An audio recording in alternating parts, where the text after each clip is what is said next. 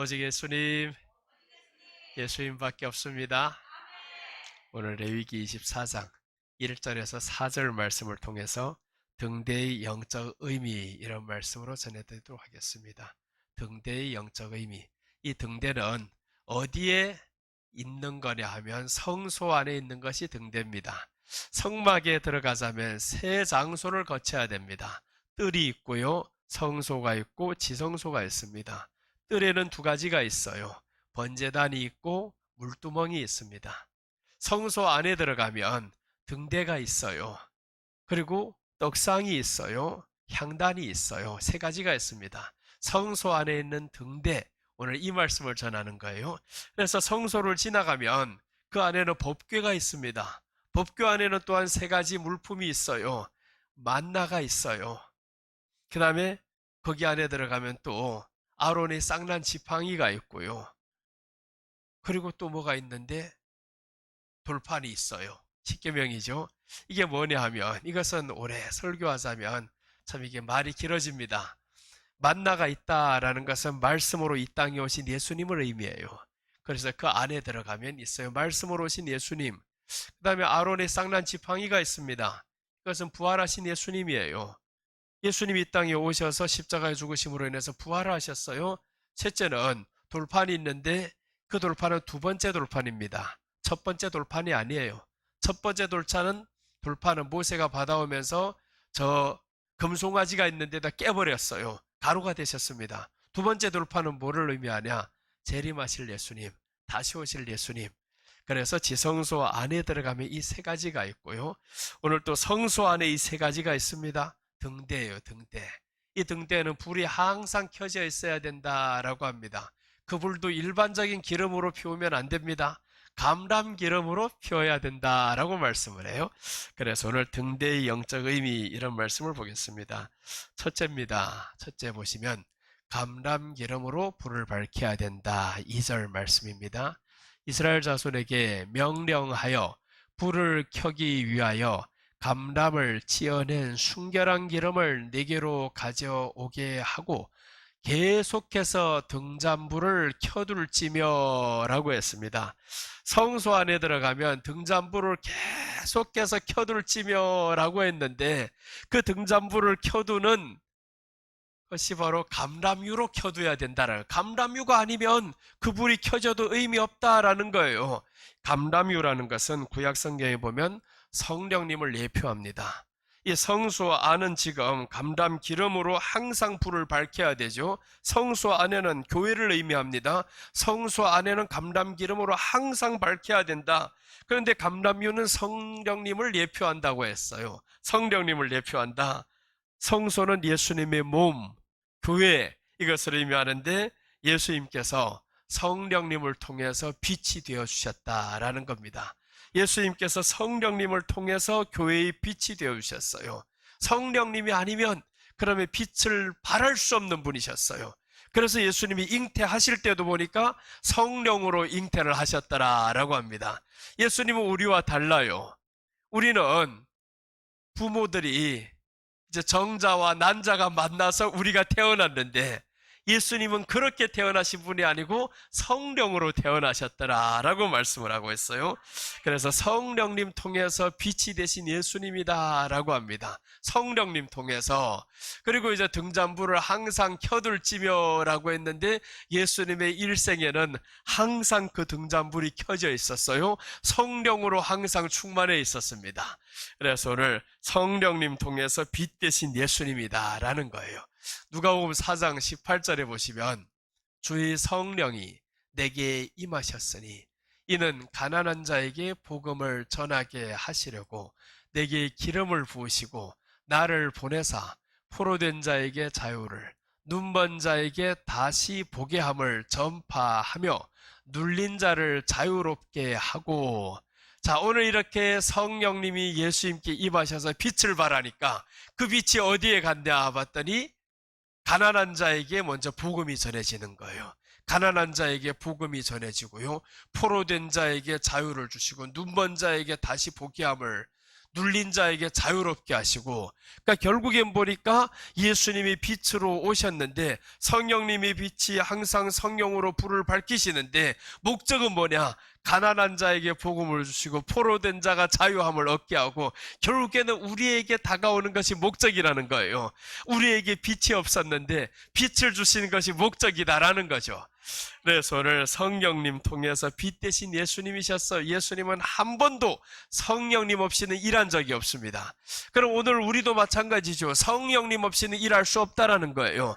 성령님 없는 성도가 아니고 성령님의 역사가 없는 교회가 아닙니다. 그래서 우리 안에는 항상 성령님의 역사가 있어야 된다라는 거예요. 성령님의 역사가 있으면 그러면 어떤 공통점이 나타나냐 하면 성령님의 역사가 있으면 우리 안에는 희락이 있어요. 우리 안에 기쁨이 있고 사랑이 있어요. 그럼 반대로 성령님이 없는 증거는 뭐냐? 미움이 많아지는 거예요. 다툼이 있어요.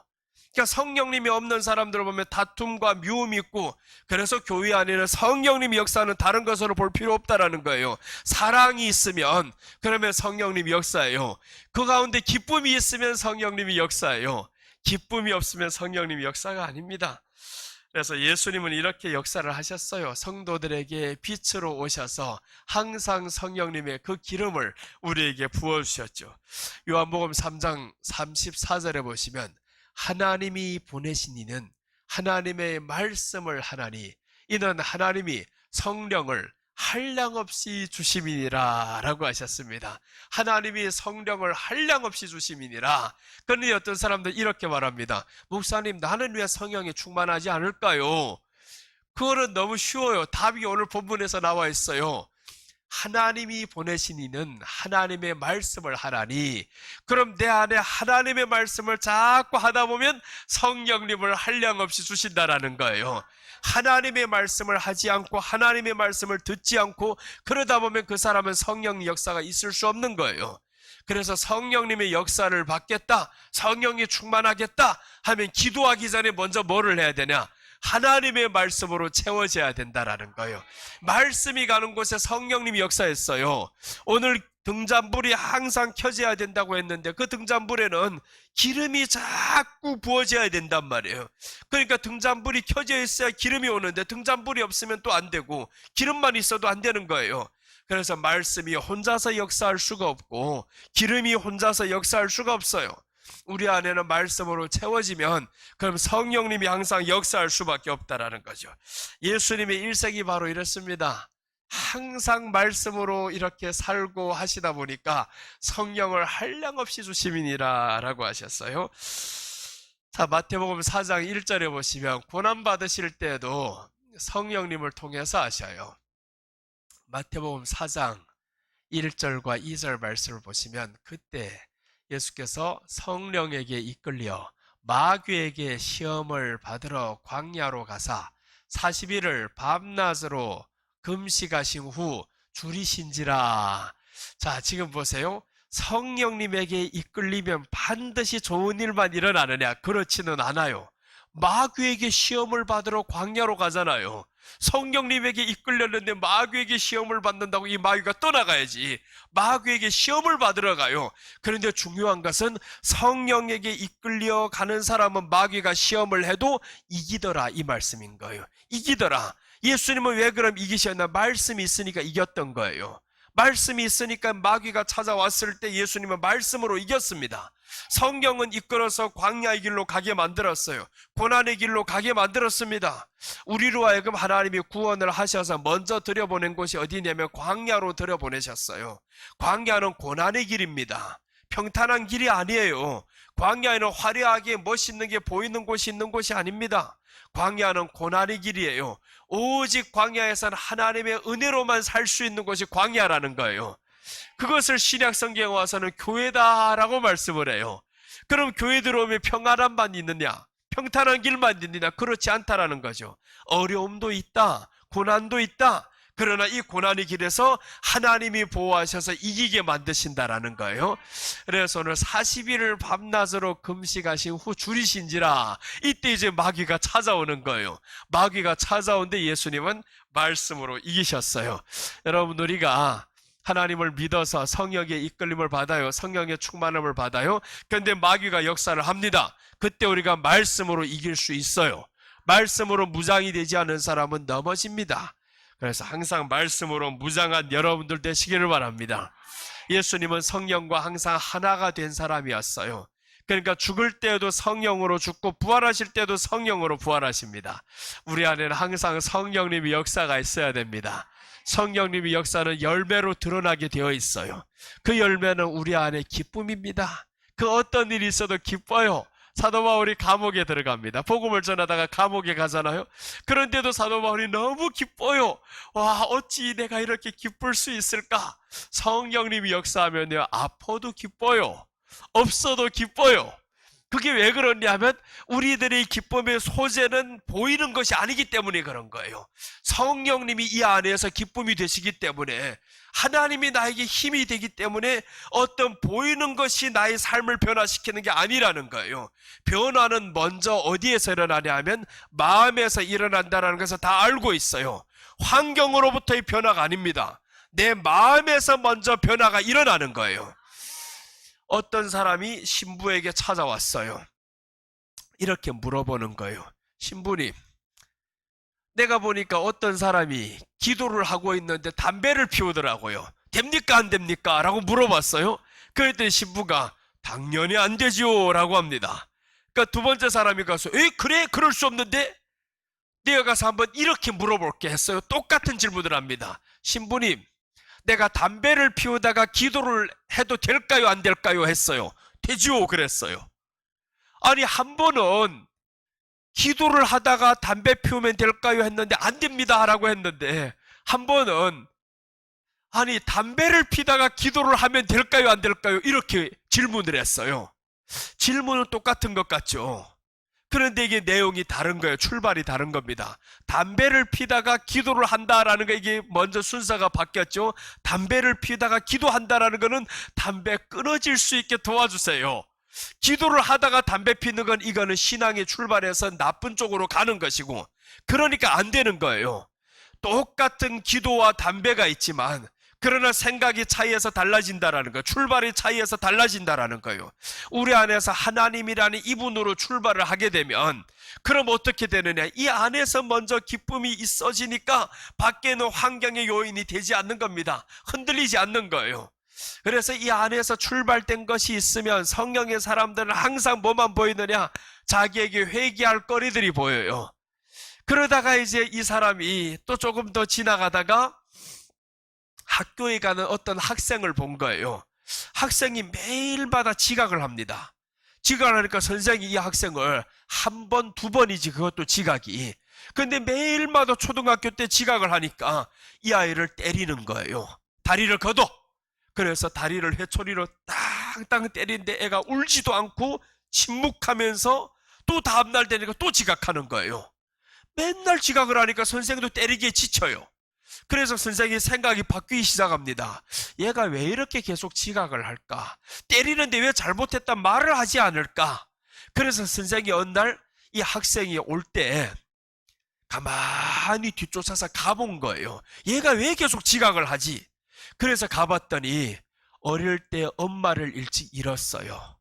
아버지가 불구로 인해 가지고 계속 요양시설에 이 아이가 학교 등교하는 시간하고 그 요양시설에 가야 되는 시간이 똑같은 거예요. 그러니까 아이가 초등학교 가는 이 어린아이가 아버지를 먼저 거기에다 항상 데려다 주는 거예요. 그러다 보니까 학교 오기에는 너무 늦어요. 아무리 뛰어와도, 헐떡거리면서 뛰어와도 지각하는 거예요. 그 모습을 선생이 본 거예요, 뒤에서. 그 모습을 보면서 선생이 마음에 너무 찢었어요. 마음이 너무 아파요. 내가 이런 형편도 모르고 아이를 때리기만 했구나 라고 하면서 아이가 드디어 이제 학교에 왔어요. 선생이 거기에서 아이가 들어오는데 아이 앞에서 오히려 무릎을 꿇고 다리를 올리는 거예요. 그러면서 회초리를 아이에게 줍니다. 나를 때리라고, 내가 몰랐다고. 이게 뭐냐 하면 회개하는 마음이에요. 어떤 사건을 봤을 때 회개할 수 있는 마음이 있어야 된다라는 거죠. 그게 성령님의 마음이에요. 성령님의 마음이라는 것은 하나님의 말씀이 우리에게 임했을 때 이렇게 회개하는 마음이 일어나는 것이 성령님이 주신 마음이라는 거예요. 이게 바로 열매라는 겁니다. 그럼 다툼이 있어요? 시기가 있습니까? 있을 수 없어요. 그래서 성령님이 주신 마음은 항상 말씀을 통해서 임한다라는 거죠. 말씀을 통해서 보니까 그 환경이 보여지는 거예요. 그래서 우리 안에는 성령님이 항상 역사하는 것이 중요하다라는 거예요. 말씀 있는 그곳에는 성령님이 항상 역사하게 돼 있어요. 그래서 우리가 오늘도 예수님의 말씀이 우리에게 채워지는 충만한 하루가 되시기를 축복합니다.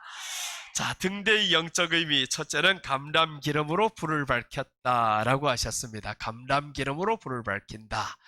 이 말씀은 성령님 통해서 빛 대신 예수님이시다라는 뜻입니다. 등대의 영적 의미 둘째입니다. 둘째를 보시면 회막 안 증거궤 밖에서 불을 밝힌다라고 합니다. 회막 안 증거궤 밖에서 불을 밝힌다. 3절 말씀입니다.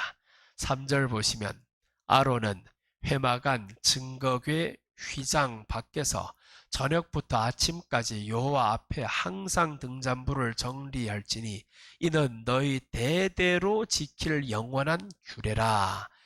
자, 등잔불을 밝히는데 장소가 있습니다.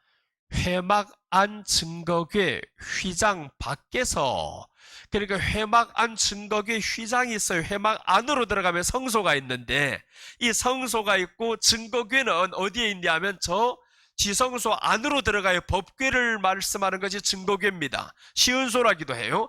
그러니까 지성소 안에 들어가면 증거궤인데 여기서 밝히는 게 아니다. 그 밖에서 밝힌다라는 거예요. 그러니까 성소 안에서 밝힌다라는 거죠. 성소 안에서 항상 밝혀야 된다. 불을 밝혀야 된다. 그러면 오늘 저 회막 안은 어디를 의미하냐면 교회를 의미합니다. 이 교회 안에서는 항상 불이 밝혀져 있어야 된다라는 거예요. 성소 안에서 불이 꺼지면 안 된다. 그럼 이 말씀은 교회의 빛 대신 예수님이다라는 거죠. 빛으로 이 땅에 오신 예수님께서 누구에게 빛 되시려고 오셨냐? 교회에게 빛이 되려고 오셨다라는 거예요. 교회의 빛이 되려고 예수님이 이렇게 이 땅에 오십니다. 그래서 예수님이 죽으심도 왜 죽으시냐 봤더니 사도행전에서 이렇게 말씀합니다. 하나님이 자기 피로 사신 교회를 샀다라는, 자기 피로 사신 교회다. 예수님이 피로 사신 교회가 이 교회를 통해서 예수님이 빛이 되게 하셨다라는 거예요. 그래서 교회의 빛이 되신 예수님이다라는 뜻입니다. 오늘 여기에서 아론의 자손들은 어떻게 해야 되냐? 아론은 어떻게 해야 되냐 하면 회막 안을 항상 밝혀야 된다는 거예요. 이 불이 꺼지면 안 되는 거예요. 아론은 오늘날로 말하면 누구를 의미하냐면 주의종들을 의미합니다. 목사님들을 의미해요. 목사님은 항상 교회 안에서 불을 밝히고 있어야 된다. 그게 바로 성령의 불이 퍼지도록 항상 밝혀야 된다는 거죠. 그래서 말씀과 성령이 교회 안에는 항상 역사를 내야 된다. 말씀과 성령의 역사가 없는 교회는 다툼이 있게 됩니다. 악한 것의 역사가 많아집니다. 미움이 많아져도 회개가 없습니다. 성령님이 역사가 없는 곳에는 회개 있을 수가 없어요. 그런데 성령님이 역사가 있는 곳에 회개가 있죠. 예수님의 머리. 그래서 오늘 여기에 보면 교회의 공통점이 있는데 교회는 그러면 어떤 것이 교회냐? 예수님이 머리가 교회인 거예요. 예수님을 머리로 삼은 것이 바로 교회다. 그럼 우리는 뭐냐? 다 지체인 거죠. 지체다. 교회 안에는 왕이 없고 종이 없어요.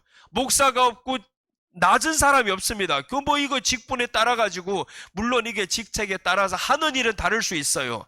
그러나 높고 낮음을 정하는 것이 교회가 아니라는 거예요. 목사라고 해가지고 더 높냐? 그것도 아니라는 겁니다.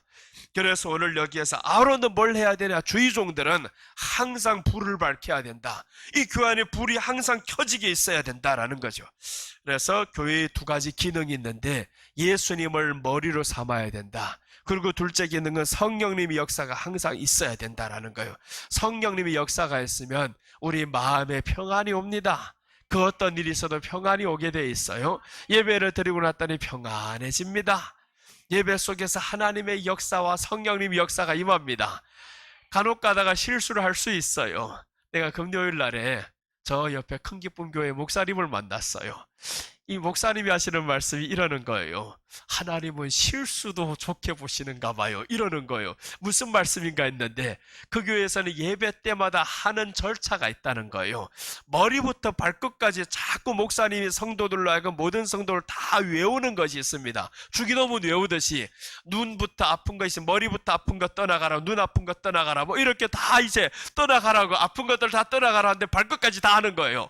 그런데 이거 자꾸 하다 보니까 목사님이 다른 생각 얼핏 하다 보니까 이게 순서를 완전히 바뀌어버린 거예요. 그러다가 방광염이 생각도, 이거 방광염은 없는데 방광염이 펑 튀쳐나왔어요. 방광염이 나을지어다 했는데 그날따라서 방광염 있는 사람이 나았어요. 그러는 거예요. 그래서 이 목사님이, 야, 하나님은 정성 들여서 주님 앞에서 했던 우리가 성령으로 인해서 긍정적으로 기도하고 말씀으로 기도하고 그러면 실수도 하나님은 좋게 보시는구나. 나의 실수였지만 그 시간에 왜 방광염이 낫게 만들어요? 그러니까 그 방광염 있는 사람이 누구 방광염인지 어떻게 알아요? 목사님이.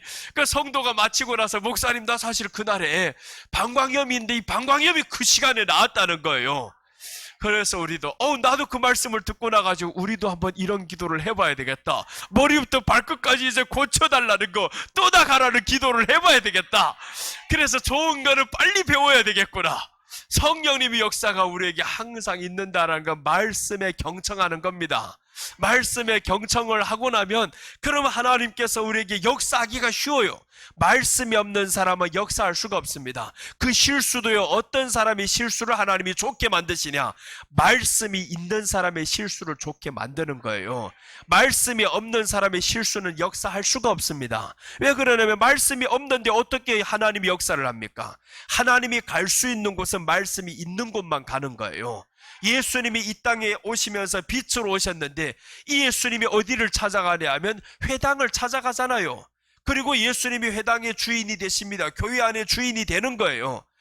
자, 이제 한번 말씀 보십니다. 요한복음 8장 12절 보시면 예수께서 또 말씀하여 이르시되 나는 세상의 빛이니 나를 따르는 자는 어둠에 다니지 아니하고 생명의 빛을 얻으리라 라고 하셨어요. 나는 세상의 빛이다. 예수님 세상에 있어요? 아니잖아요. 교회 안에 있지. 예수님은 교회에 계십니다. 근데 어떤 사람도 또 이렇게 물으면 그러면 세상에는 없냐고요? 물론 역사는 있어. 예수님은 어디든 다 존재합니다. 그러나 예수님의 일하는 곳은 교회를 통해서 하시는 거예요.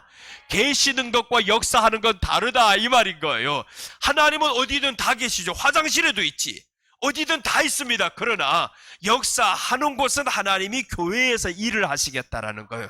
나는 내 교회를 통해서 일을 하신다라는 거예요. 말씀 있는 그곳을 통해서 일하시는 거예요.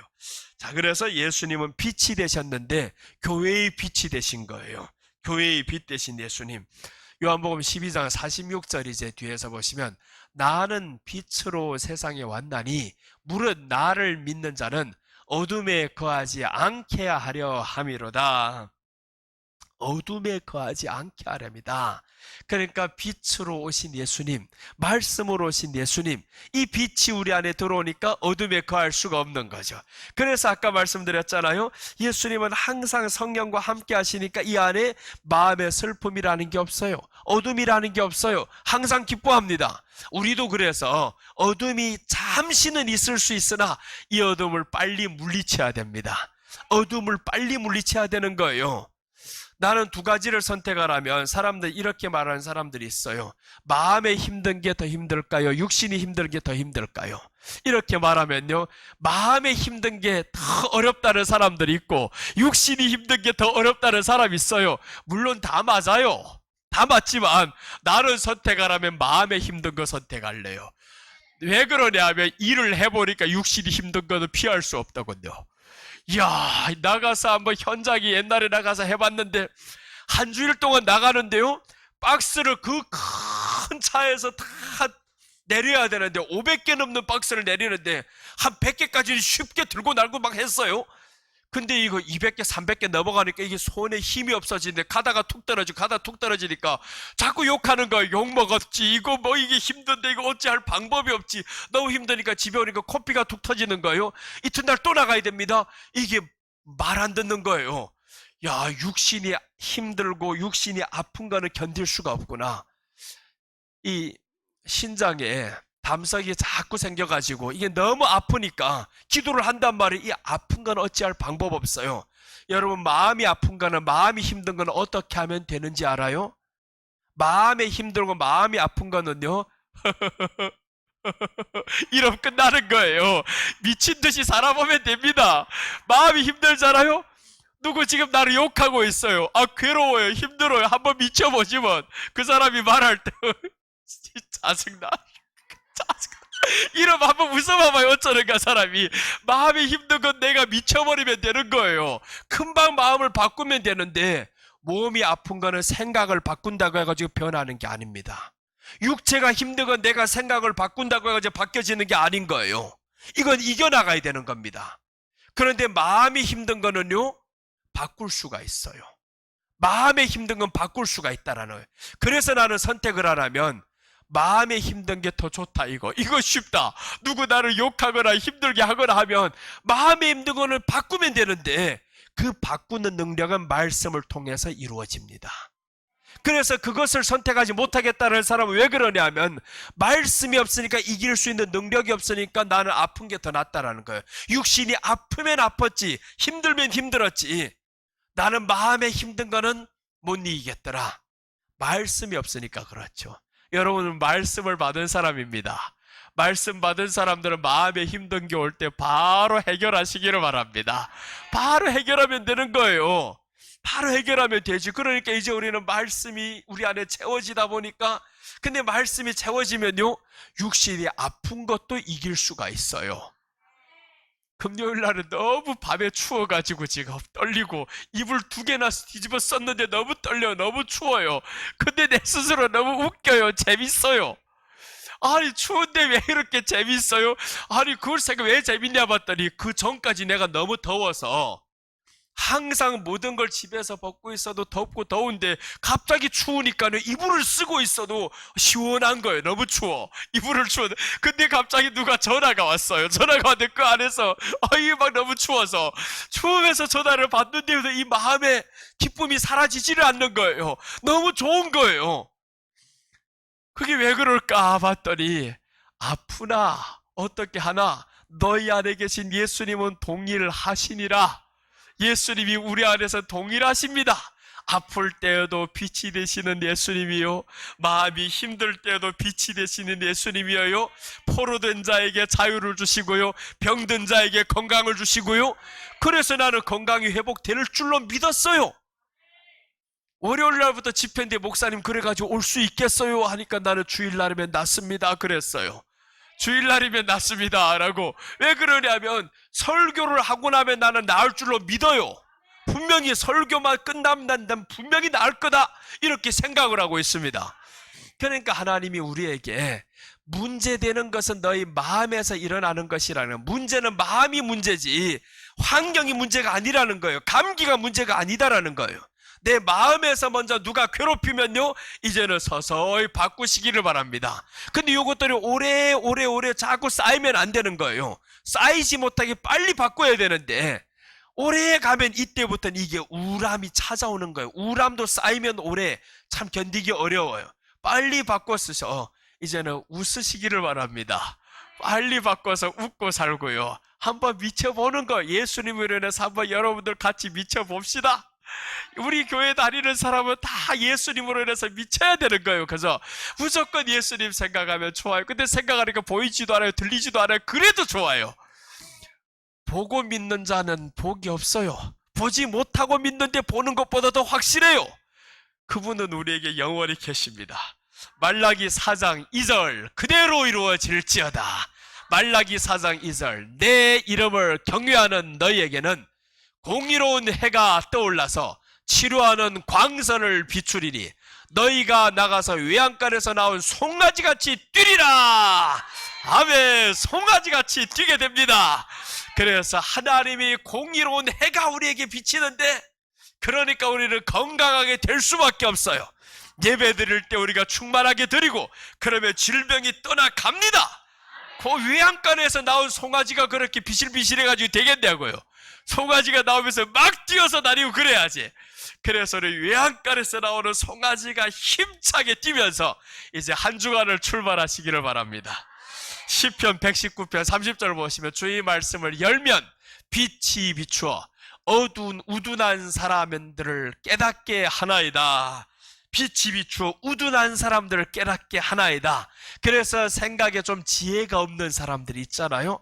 이런 사람들은 뭘 해야 되냐? 하나님의 말씀에 빛이 열려지면 지혜를 받게 된다는 겁니다. 세상에서 살아가기에 가장 필요한 건 지혜입니다. 돈 버는 것도 지혜예요. 세상의 모든 것은 다 지혜입니다. 지혜가 없으면 사람들은 있던 돈도 날리게 되어 있어요. 그런데 지혜가 있으면 없던 것도 이게 생기게 만든단 말이에요. 지혜. 그래서 모든 것은 다 지혜에서 출발이다. 잠언에서 말씀하죠. 지혜가 제일이니.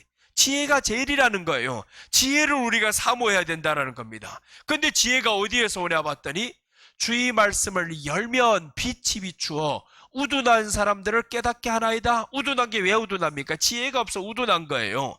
그래서 우리가 지혜를 받아야 됩니다. 지혜. 주의 말씀을 열면 빛이 비춘다 하잖아요. 그러니까 우리는 매일마다 아침 이제 일어나면 말씀을 열어야 되는 거예요. 아침 하루 일과를 다 닫을 때 말씀 열지 말고 하루 일과 시작할 때 말씀을 여는 것과 일과가 끝났는데 말씀을 다 여는 거 이게 달라요. 그래도 이제 정 시간이 없으면 닫을 때라도 이거 열어야지. 끝날 때라도 말씀을 열고 주여 꿈에서라도 지혜를 주시옵소서 그래야지. 그럼 이게 항상 바뀌잖아요. 꿈에서만 지혜로우면 뭘 합니까? 생활에서 지혜로워야지. 아침에 하나님 말씀 열고 딱 시작하면 시작할 때부터 주여 말씀에 지혜를 주시옵소서, 내게 지혜를 주시옵소서, 하루도 지혜를 주시옵소서, 이렇게 하고 하루 동안 출발을 해봐요. 만나는 사람들마다 다 내게 주어지는 그 지혜를 통해서 사람을 대하고 환경을 대하고 하면 이게 얼마나 쉽게 풀리겠냐고요. 그래서 우둔한 사람들을 깨닫게 하나이다 라고 말씀을 해요. 시편 43편 3절 보시면 주의 빛과 주의 진리를 보내시어 나를 인도하시오. 주의 거룩한 상과 주께서 계시는 곳에 이르게 하소서. 자, 주의 거룩한 상과 주께서 계시는 곳에 이르게 하소서 했는데 주님의 빛과 주님의 진리를 보내어서 나를 인도해라는 거예요. 근데 주님의 빛과 진리가 어디에 있게 하냐? 주님이 계시는 곳에 이르게 하소서. 주님이 계시는 곳은 교회입니다. 교회에 이르게 하소서라는 거죠. 교회다. 우리 신명입니다. 우리 신명이 하나님의 말씀을 아침부터 사모하시고 그 말씀을 통해서 또한 살아가시고 주일날도 그 말씀을 통해서 우리가 또한 살고 그러면 하나님이 역사하기가 얼마나 쉽겠어요. 말씀 있는 사람은 끌고 다니기가 편합니다. 말씀이 없는 사람은 끌고 다니기 힘들어요. 지쳐요. 거기에 기름까지 싹 발라져 있으면 얼마나 잘 돌아가겠냐고요. 그래서 말씀과 성령에 충만하면 하나님이 쓰시기에 좋다라는 거죠. 자, 오늘 셋째 보십니다. 등대의 영적 의미. 첫째는 감람 기름으로 불을 밝혔어요. 성령님 통해 빛 대신 예수님이십니다. 항상 빛은 성령님 통해서 나타납니다. 예수님이 그러셨고요. 둘째는 회막안 증거교회 밖에서 불을 밝힙니다. 회막안 증거교회는 교회입니다. 교회의 빛 대신 예수님, 교회의 빛 대신 예수님이다. 자, 등대의 영적 의미 셋째입니다. 저녁부터 아침까지 불을 밝힌다라고 합니다. 3절. 아론은 회막안 증거교회 휘장 밖에서 저녁부터 아침까지 여호와 앞에 항상 등잔불을 정리할지니 이는 너희 대대로 지킬 영원한 규례라. 저녁부터 아침까지 밝혀야 된다. 저녁부터 아침이 되는 그 사이는 뭐냐 하면 밤이에요. 그렇잖아요. 저녁이 되면서 밤이죠. 아침이 될 때까지 밤이란 말이에요. 이때까지 불이 항상 켜져 있어야 된다는 거예요. 낮에는 빛이 필요 없어요. 저녁부터 아침까지는 불이 항상 켜져 있어야 된다는 거죠. 그럼 이것은 밤을 의미하는데 밤이라는 것은 어두운 죄악 세상을 의미합니다. 어두운 죄악 세상을 의미한다. 저녁부터 아침까지는 밤인데 이 밤은 어두운 죄악 세상. 그러면 어두운 죄악 세상을 밝히시는 예수님이신데 어두운 죄악 세상에서 성도를 보호하심을 의미합니다.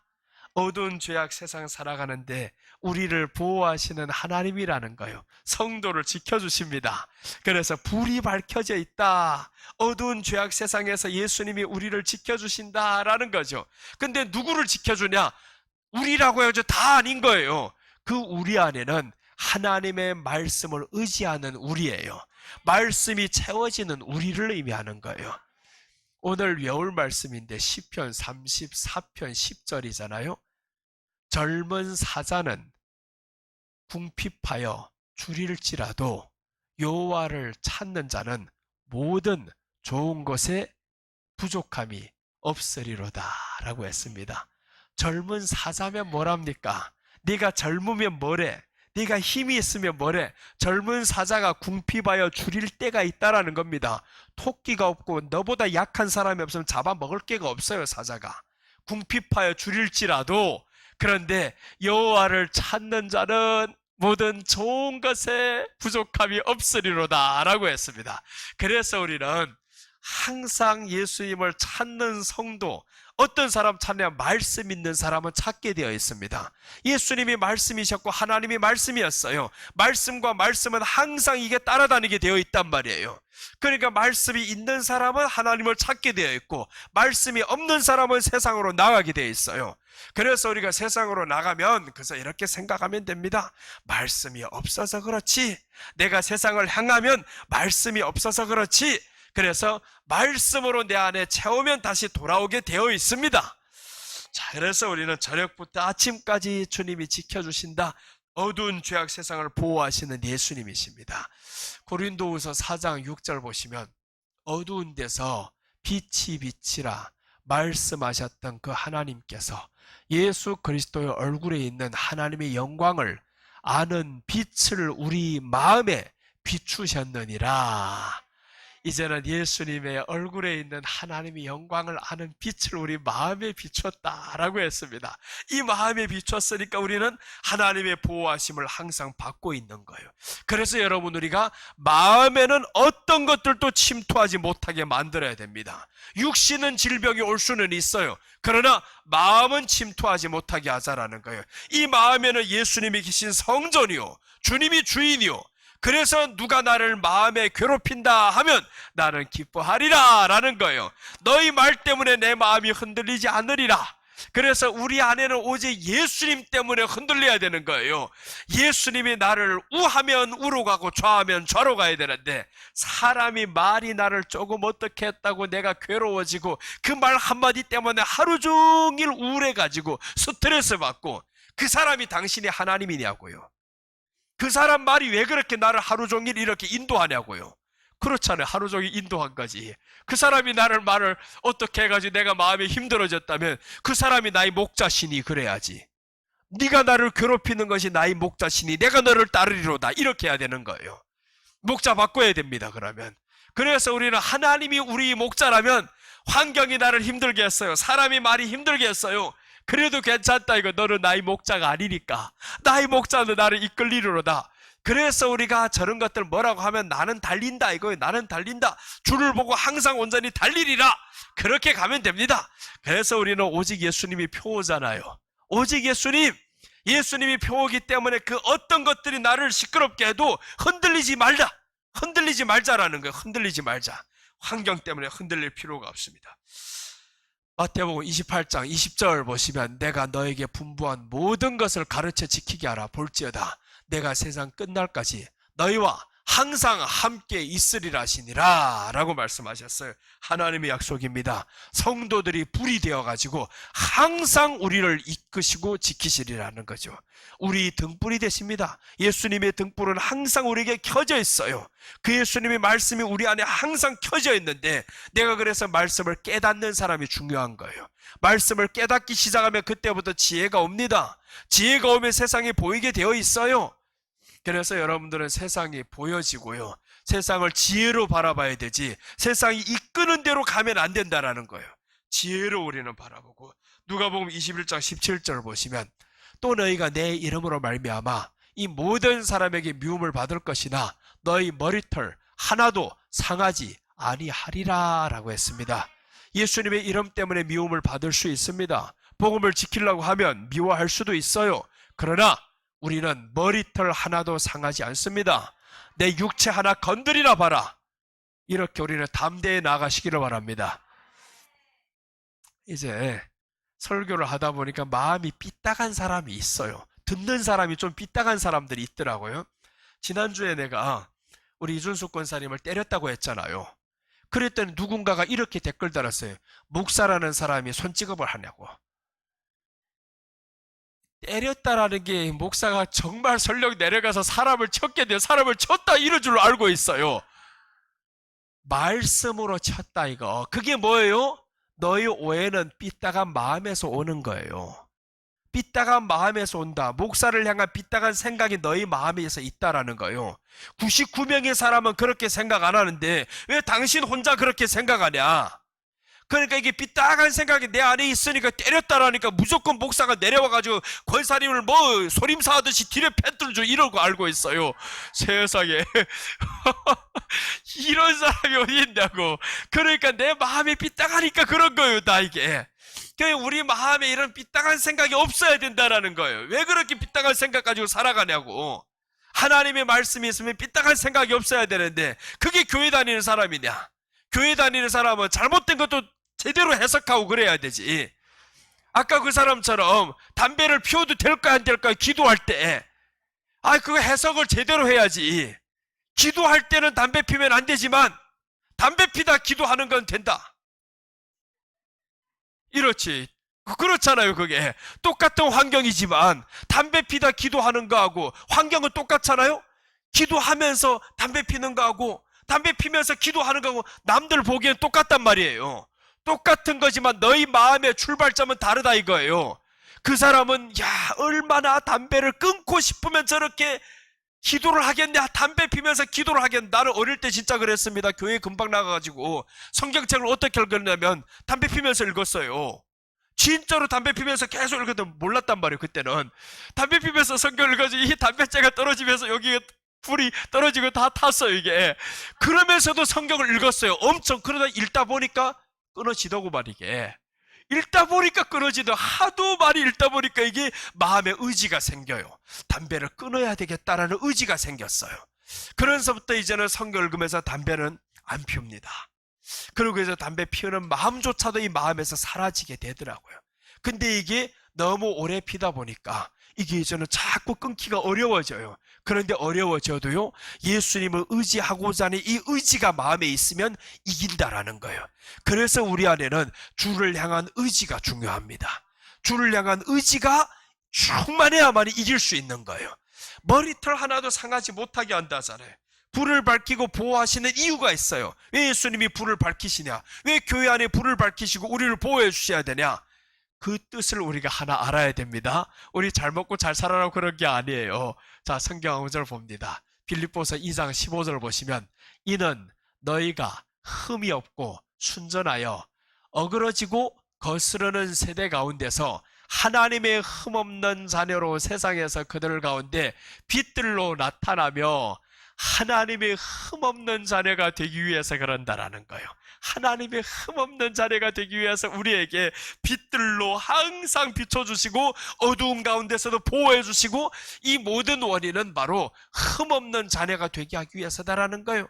그래서 우리가 예수님을 사랑함에 있어서는 흠이 없어야 됩니다. 내 삶에 있어서는 흠이 있을 수 있어요. 이건 다릅니다. 우리 삶이 완전히 죄가 없냐 그거는 아니에요. 이런 실수는 있을 수 있어요. 그러나 예수님을 사랑함에 있어서는 내 마음에 다른 것과 견줄 수 없다.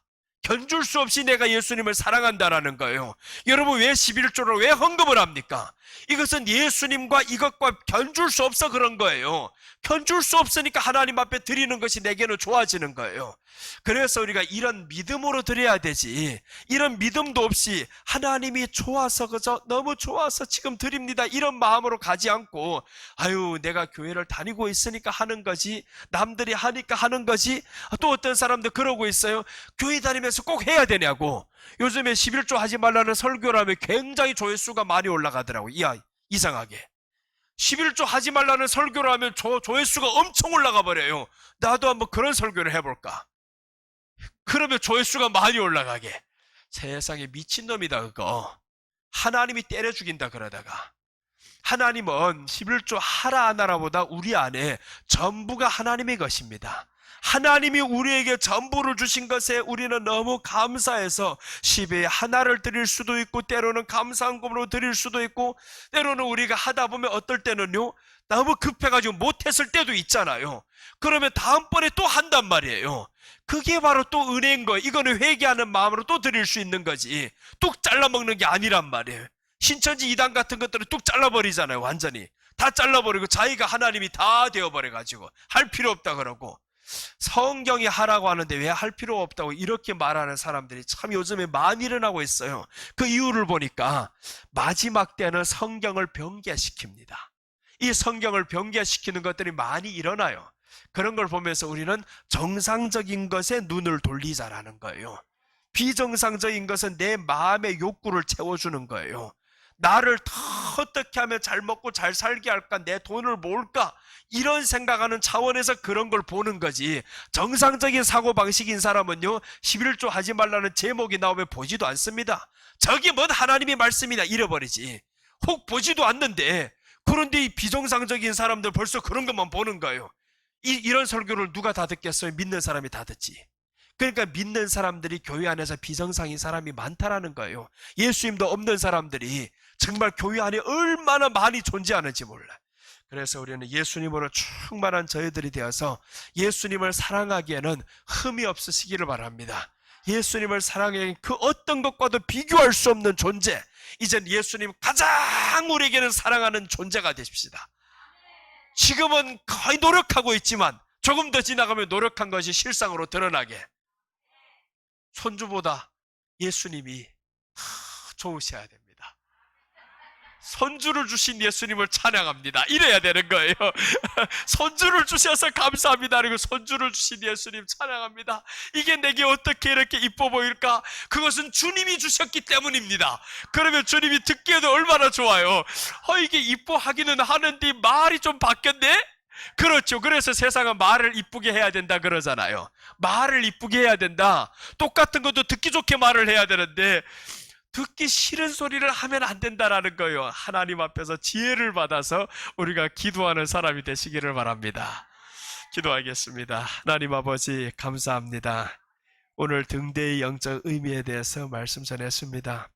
등대, 감람유로 항상 불을 밝혔던 예수님, 성령으로 이 땅에 오셔서 빛 대신 예수님께서 교회의 빛이 되어 주셨고, 또한 교회의 빛 대신 예수님께서 저녁부터 아침까지 성도를 항상 어두운 죄악 세상에서 보호하시는 예수님 고맙습니다. 이젠 주님 안에서 항상 살아가는 저희들 되고, 또한 오직 예수님 신앙 가지고 온전히 살아가는 우리들 되기를 원합니다. 주여, 이 한 주간도 예수님을 믿는 믿음 안에서 승리하게 하여 주시옵소서. 감사를 드리며 다시 오실 예수님의 이름으로 기도드립니다.